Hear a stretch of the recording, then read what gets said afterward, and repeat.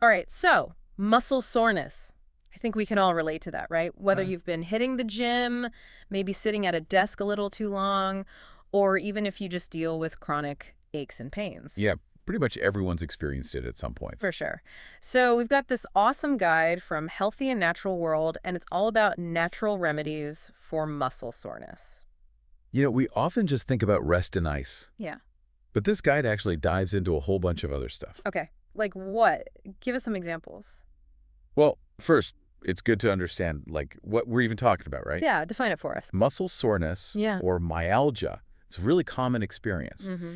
But the guide makes this distinction between, localized soreness, so if you just overuse a specific Yeah, muscle, like versus widespread muscle pain. your whole body hurts. Yeah, exactly. And that could be a sign of, something like fibromyalgia or even just having the flu. Ah, okay. So it's not just about how much it hurts, it's also about where it is. Makes sense.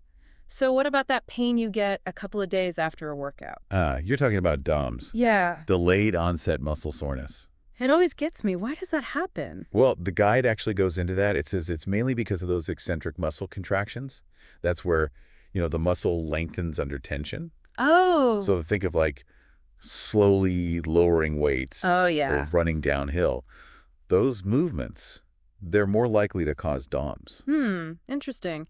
I always thought it was just about pushing myself too hard, not the specific type of movement I was doing. So does knowing that change how we should approach DOMS? It can. Yeah. The guide suggests you should gradually increase the intensity and duration of your exercise, Okay. especially those eccentric movements. So ease into it. Yeah, give your muscles time to adapt. But of course, even if we try to prevent it, muscle soreness still happens. For sure. So what does the guide say about getting relief? Yeah, let's get into it. You mentioned some unusual remedies earlier. What are those all about? Okay, well, first let's start with the familiar stuff. Okay. Cold and heat therapy. Right. Ice for those immediate injuries. Yeah. Exactly. Like if you pull a calf muscle, ice it right away. But for longer-term relief Yeah. or chronic pain, Yeah. the guide's all about heat. That makes sense. Ice is great for inflammation right away. Yeah. But heat, I think that's better for relaxing those tight muscles. Right. So what do they suggest? Heating pads? Well, yeah, you can use a heating pad, Mm-hmm. but they even have instructions for a DIY rice sock heat pack. Oh, right. You know those? I've heard of them. I've never actually made one, though. Super easy Okay. and really effective. Good to know. But here's where it gets a little bit maybe unexpected. They talk about contrast therapy. What's that? So you alternate hot and cold. Oh, And there's research on this. It seems like it can help reduce pain intensity. wow. I would have thought switching back and forth like that would just confuse my muscles. It sounds counterintuitive, I know. But the idea is that the contrasting temperatures, it's kind of like a pump for your muscles. Oh, Increases blood flow, helps with the inflammation. interesting. I'll have to look into that. So we've got cold, heat, contrast therapy. What else is in this natural remedy toolkit? Okay, so the guide really emphasizes that, long-term relief Yeah, goes beyond those quick fixes. makes sense. It's got to be a lifestyle thing. Right. And it starts with what you eat. Okay. So diet. We're talking about diet. I know Yeah. protein's good for muscle recovery. Right. That's essential. Is there anything else we should be focusing on, though? Well, they go a little deeper. So protein is crucial for repair because it provides those amino acids, which your muscles need to actually, rebuild. Yeah, the building blocks. Yeah, exactly. Protein synthesis, that's what it's called. Right, right. So you got to get enough of those building blocks. Okay, so it's not just any protein. It's got to be the right kind. Exactly. And speaking of building blocks, Yeah. hydration. Oh, come on. You've heard it a million times. Yeah, drink water. We get it. But the guide emphasizes that dehydration. Yeah. It makes muscle soreness worse. Okay. Uh-huh. Especially after exercise, I'm guessing. Right.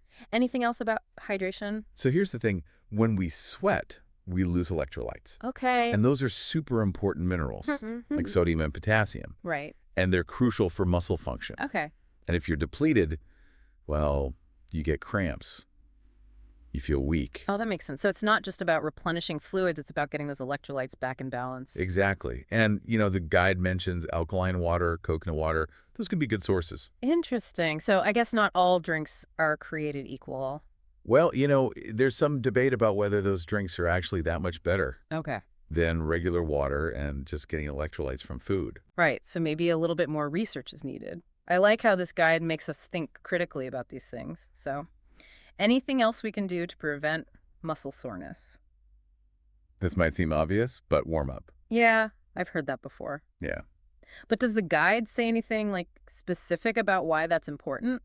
It increases blood flow to your muscles, so they're more pliable, less likely to get injured. Right, you got to prep those muscles. Yeah.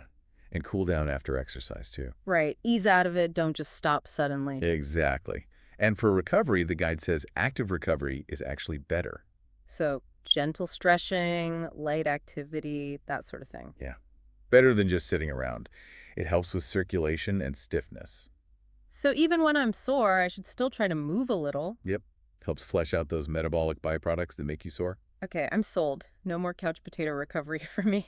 What about when we get sore, though? What's the plan? Okay, so for like right away injuries, pulled muscles, something like that. Yeah. Rice method, that's still the best. Mm, Rest, ice, compression, elevation. got it. But for just general soreness, baths. Baths, always a good idea. But how do those help with sore muscles? Epsom salt baths. Have you tried those? I've heard of them. But what's special about Epsom salts? Epsom salt, the magnesium sulfate. Mm. Magnesium, that's a key mineral for your muscles. Helps them relax, Right. So as you soak in a bath with those salts, your skin absorbs some of that magnesium. Oh. Helps relieve cramps, reduces inflammation. And the warm water, that just helps everything relax and it gets the blood flowing. Okay, so double whammy of muscle-soothing goodness. How much Epsom salt do you need? They recommend about 2 cups in a warm bath, soak for at least 20 minutes. Uh-huh. You can even add a few drops of essential oils. Oh, that's a good idea. Like a spa day right in your bathroom. Right. We'll talk more about specific essential oils later on, but first let's talk about ginger. Ginger, like the stuff I put on my stir fries. I know it's good for an upset stomach, but what does that have to do with sore muscles? Ginger has anti-inflammatory properties. Uh-huh. It's got these compounds, gingerols, and they help reduce those inflammatory chemicals in your body. So it's like a natural ibuprofen. You could think of it like that. Interesting. So how do you use it for muscle soreness? Lots of ways. Fresh ginger, dried, powdered. You could even cook with it. I had no idea ginger was so versatile. Okay, so we've covered diet, hydration, warming up, Yeah. Epsom salt baths, and ginger. What else does this guide recommend? Okay, remember how we said active recovery is good for muscle soreness? Yeah. Well, they also talk about massage. Ah, now we're talking. So even just self-massage can help. It increases blood flow, reduces tension, and it just feels good. Right, right. Does the guide talk about different types of massage at all? Yeah, actually, they focus more on lighter massage, Okay. like Swedish massage, or Yeah. even, like I said, just doing it yourself. Because I've heard mixed things about like deep tissue massage, Right. whether it actually helps or makes things worse. You're right. Not all massages are created equal.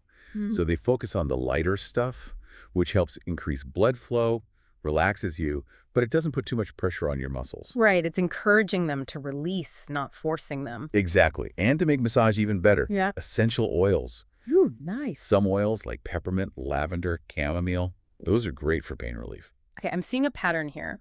This guide is all about combining natural remedies for the best results. Yeah, it's about creating like a whole toolkit of strategies. A muscle soreness toolkit. I love it.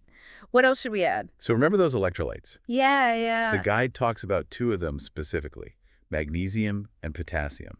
I've heard those are important for athletes, but what's the connection to muscle soreness? They're both super important for muscle function, nerve transmission, and that whole electrolyte balance thing. Yeah. And guess what happens when you don't have enough? Muscle cramps. You got it. Oh. Wow. You can also get weak, tired, and you might even get sore more easily. I'm definitely going to pay more attention to getting enough of those in my diet. What about potassium? Potassium, yep, that's important too. And for all of you who are sitting all day, Ugh, yeah. pay attention to your posture. Oh, my back and shoulders are already hurting just thinking about it. I know. The guide says bad posture is a huge contributor to muscle soreness, especially in your neck, shoulders, back. When you slouch, it puts a ton of strain on your muscles. So it's not just about avoiding pain during a workout, it's about how we're holding ourselves all day long. Exactly. They recommend making adjustments to your workspace, taking breaks to stretch, and just being more mindful of how you sit and stand. Even small changes can help. Wow, that's a lot of information. Right. This guide is really big on prevention, isn't it? Understanding how our everyday habits affect muscle soreness. Absolutely. It's not just about treating the symptoms. It's about getting to the root cause. I feel like we've already covered so much. Yeah. But I'm excited to hear what else the guide has to say. There's more to explore for sure. But let's take a little break and let all this sink in first. That's a good idea. Yeah. I think everyone listening probably needs a mental stretch after all that deep diving. I agree. We'll be back in a bit to continue our deep dive. All right, we're back. Ready to keep going with all these natural remedies for muscle soreness? Before the break, we were talking about how even something like posture can affect how your muscles feel. Oh, yeah, it's all connected, Right. It seems like this guide is really big on making those connections. It is, and that's what makes it so cool. It's not just do this, do that. It's like a whole way of thinking about your body. Right. Like, remember how we were talking about magnesium Yeah. and how if you don't have enough, you can get muscle cramps? Yeah. Well, guess what can actually make those cramps worse? What? Dehydration. Ah, that makes sense. Yeah, so it's not just about fixing one thing. Right. You got to think about everything together. It's all connected, and that's why prevention is so important. Right. Better to prevent those aches and pains than to just try and treat them after they happen. Exactly. So that's where those healthy habits come in. Okay, so we're talking about warming up, staying hydrated, good posture. Yeah, all that good stuff. It's being proactive instead of reactive. Right. Yeah. That's a great way to put it. So instead of waiting till I'm sore, I should just do these things all the time. Yep. And a lot of those things are really easy to fit into your day. Yeah. Like you mentioned, adjusting your desk setup for better posture. Right, little things like that. Exactly. And thinking about those other lifestyle things we were talking about. Diet and hydration. Yep. Those are really the foundation. Okay, so it's like building a house, right? You got to start with a strong foundation. Perfect analogy. So we've got good hydration, a balanced diet. What else goes in our muscle soreness prevention toolkit? Well, managing stress is a big one, especially if you tend to hold tension in your muscles. Oh, yeah, that's me. The guide doesn't get into, specific techniques, Okay. but it does say that if you're stressed all the time, that can lead to tension and pain. Makes sense. So things like exercise, meditation, being out in nature, those can help. Right. Healthy ways to manage stress? Yeah, sometimes we forget that stress isn't just in our heads. Totally. It affects our whole body. Yeah. And speaking of things that affect our whole body, Yeah. remember those essential oils we were talking? Oh, yeah. They mention them for massage and baths. Mm-hmm. But I'm curious, what's their overall role in all this? Yeah, are they just like a nice bonus? Or do they actually do something? What's kind of both? Some essential oils have these properties that can really help with muscle soreness. Really? Yeah, they can reduce inflammation and they can help you relax. And when you combine them with massage or a warm bath, Yeah. it's super effective. Okay, so which oils are the best for muscle soreness? They specifically mention peppermint, lavender, and chamomile. Peppermint. I usually think of that as like waking me up, not relaxing me. Right. How does that help with sore muscles? Well, it's got menthol in it, Oh. which gives it that cooling effect. And that can actually be really soothing. Oh. So like a natural ice pack, basically. Yeah, you can think of it like that. And it can reduce inflammation, too. I can see how that would be helpful. Wow. What about lavender? I know that one's good for relaxing. Oh, yeah. Lavender's amazing for relaxation. Mm-hmm. It can reduce anxiety. It can help you sleep. And it can ease tension.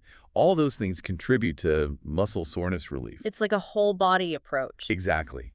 Mind and body. I like that. And what about chamomile? Chamomile's really good for relaxation, too. Right, that's the stuff in sleepy time tea, right? Yep. It's been used for, forever to calm people down and reduce inflammation. Okay, but does it actually help with pain? Or is it just like a mental thing? Well, it might do both, Yeah. but it actually seems to work by, calming down those pain signals. It interacts with this neurotransmitter, GABA, which is all about reducing anxiety and helping you relax. So it's like it's telling your brain to chill out. Exactly. Yeah. And chamomile is really gentle, so it's good for people with sensitive skin. Oh, good to know.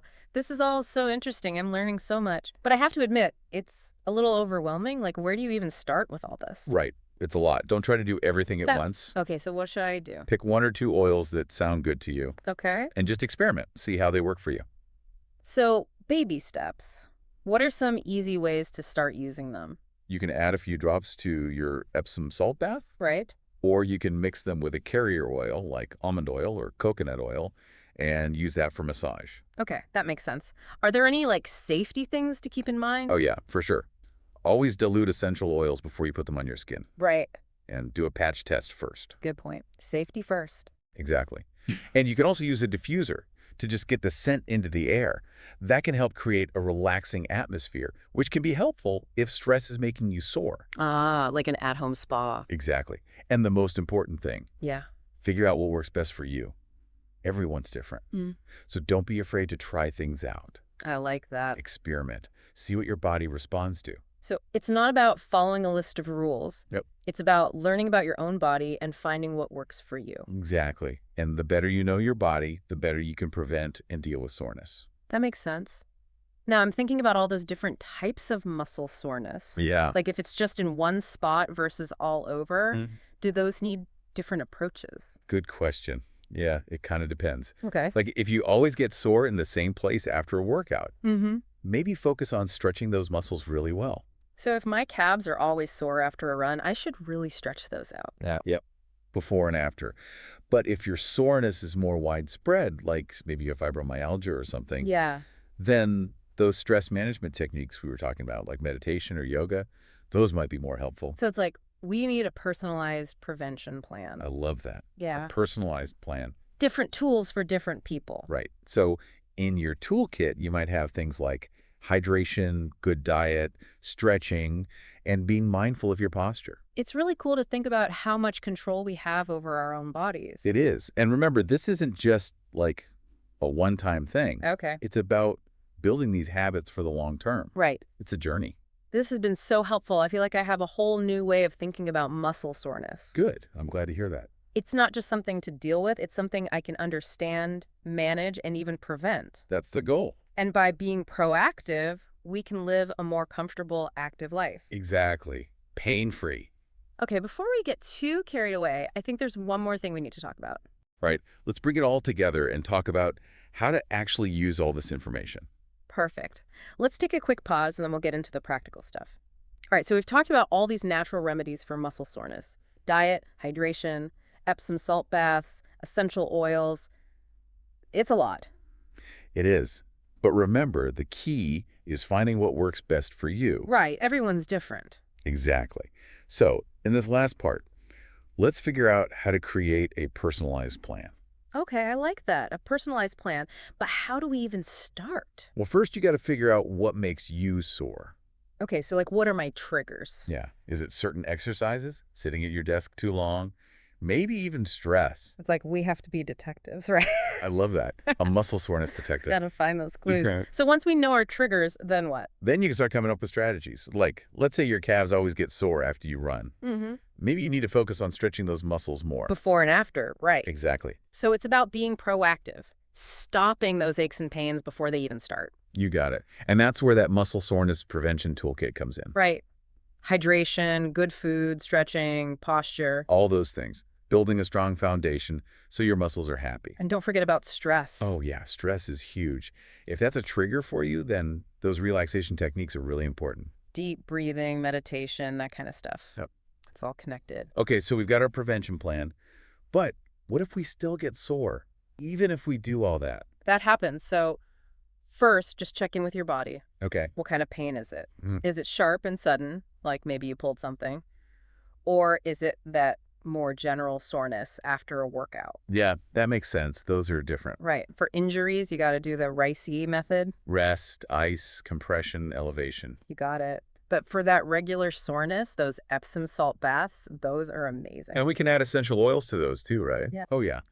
Lavender, chamomile, those are great for relaxing and easing the pain. And we can't forget about just moving gently. Right. Even when you're sore, a little bit of movement can help. Like a light walk, some easy stretches. Exactly. Gets the blood flowing, helps those muscles loosen up. So we're basically giving those muscles a little pep talk. I like that. Come on, guys, you got this. Exactly. And if you need a little extra help, don't forget about ginger and magnesium. Those can really make a difference. I'm already thinking about a nice cup of ginger tea and an Epsom salt bath. Perfect combo. So this is just a starting point, right? Yep. The more you pay attention to your body and experiment with different things, the better you'll get at figuring out what works best for you. It's like we're becoming muscle soreness experts. Exactly. This whole deep dive has been amazing. I feel like I have a totally new understanding of muscle soreness. I'm glad to hear that. It's not just something to suffer through, it's something we can actually learn about and manage. Yeah. Exactly. And when you take that proactive approach, well, you can live a more comfortable, active life. Less pain. Well said. Thank you so much for all this great information. It was my pleasure. And to everyone listening, I hope this deep dive has inspired you to take control of your muscle health. There are so many natural remedies out there, so find what works for you and enjoy moving through the world feeling your best.